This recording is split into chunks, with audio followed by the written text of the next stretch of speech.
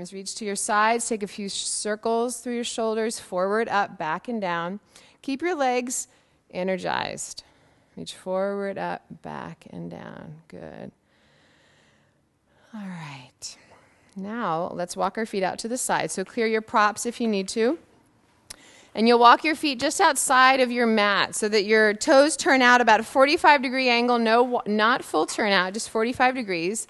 Take your hands onto your pelvis, and I want you to feel the basin, which is what pelvis means, the basin of your pelvis upright. So as you bend the knees, you're not spilling forward or back.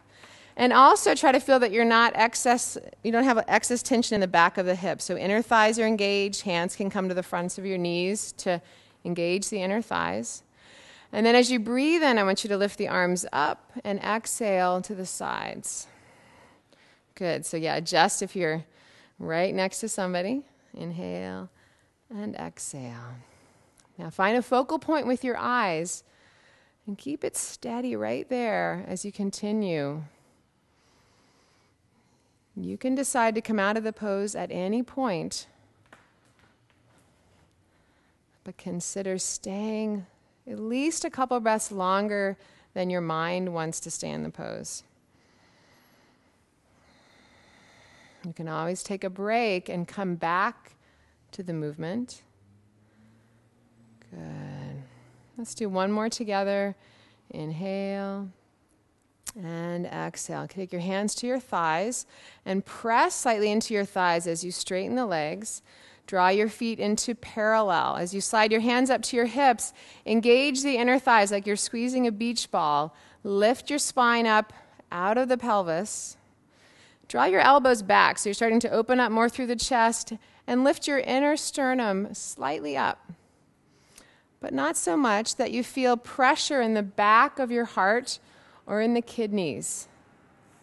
So keeping the upper back open, inhale, stay, engage the inner legs, the inner feet, exhale, inhale, and then come to neutral. So neutral spine, neutral pelvis. And let's turn the legs out to the sides again, just 45 degrees, and then come back into that squat. So I'm going to give you two options. Those of you who are earlier on wanting to work on strength and getting ready for labor, I want you to stay here and move the arms in whatever way you like. So you can just find whatever feels rhythmic and helpful for your hands, your arms. If you're wanting to work more on opening, so some of you are farther along and you ask for opening, hands can come to the knees. And just stay here and think of breathing space into your pelvis. So there's some traction on the hands and the thighs. If you like, you can also take a gentle twisting. One shoulder comes down on the exhale, back to neutral on the inhale. Good. So either working with strengthening or opening or a little of both. Let's do 3 more breaths in whatever shape that you're working with.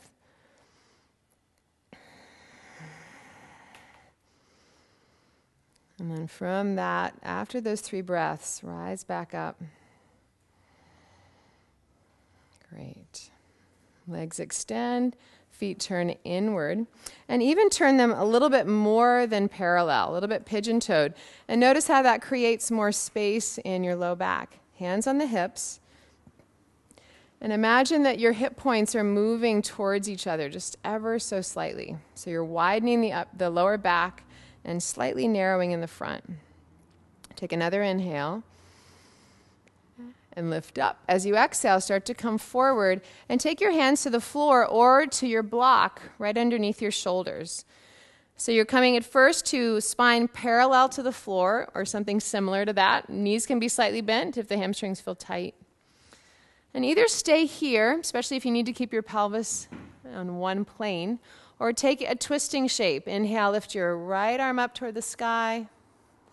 Left hand supports you. Exhale, come back down. And continue to alternate sides.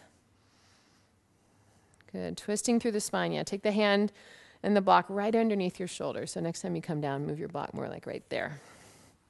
Continue to alternate sides. Great. And this can also feel nice to stay On the last one, to stay, keep a couple of breaths on one side. Arm can be up or hand can be on your low back. Keep breathing in and breathing out. Arm up or hand on your back. And when you've done both sides, that longer time, stay center and walk your arms out in front of you. So it's more like downward facing dog with the hips apart. If your legs are feeling tired or done with this shape, bend your knees, take your elbows to your knees, and pause with the knees bent. Otherwise, enjoy this inversion-like shape. Hips fairly level to the pelvis. So the hands are moving back so that the pelvis is over the feet. Great. One more full breath. And then start to walk your hands back underneath your shoulders. Bring the feet a little bit closer together. Elbows can come to rest on your knees for a breath. Then your hands to your knees. And then walk yourself all the way back up. And very intentionally move the heels and the toes and the heels and the toes. And then take that back out. Unless that creates any tension or pain in your ligaments, or moving in. Feel how that works your inner legs and the pelvic floor as you come in. This can be even more stable if you take your hands to the hips. One more time. There we go. And then as you come back to Tadasana, notice the shape of your pelvis. If feels like there's more opening in the front. Arms can rest at your sides, strong legs, strong crown of the head reaching up.